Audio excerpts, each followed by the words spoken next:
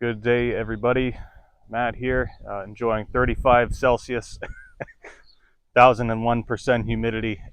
But we're done planting season finally. It's June 18th right now, which is good because I wouldn't want to be slugging bags of seed around in this kind of heat.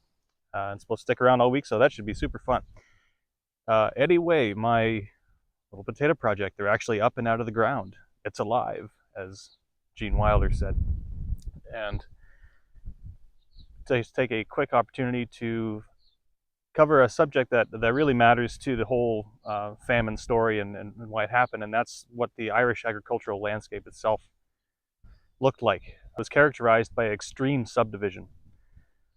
At the top, of course, you had the large landholding class. They would have their estate of, whatever size that may be.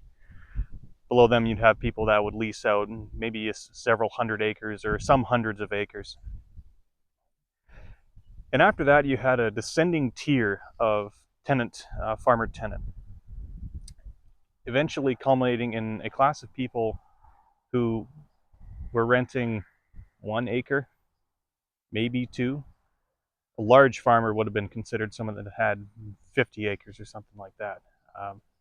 Numbers do vary, of course, as they always do, and I'm no historian, so don't hold me to exact figures, but a huge proportion of the population, very poor smallholder farmers. Part of it was just the potato was so damn productive, assuming it didn't fail, and provided so much nutrition, and as the population expanded, people needed land, and so families would, over a very short period of time, could very easily subdivide what land they did have into very small sections. And this is just another one of those factors that all contributed to the problem that was the late blight that hit in 1845. And I mean, if your choice was you have 3 or 4 children and you have barely enough land to support yourself, but your choices are to either throw them out, landless laborers essentially, which was the lowest class of person, or try and subdivide what little you have to give them some amount of land that they could live off of. And with the potato as productive as it was, it actually worked that way, and it worked up to a point. The eve of the famine, the population of the island of Ireland, I think, was about 8 million people, right around there anyway. By 1900, after the famine and a series of subsequent events, the population was barely 4 million.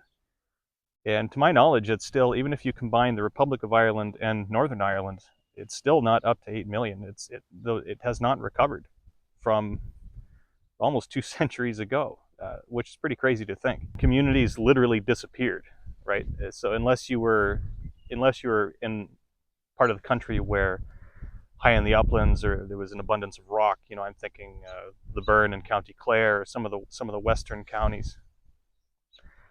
Your house as a poor tenant farmer, I mean, if you had a house, if you had a cottage, it was made out of mud.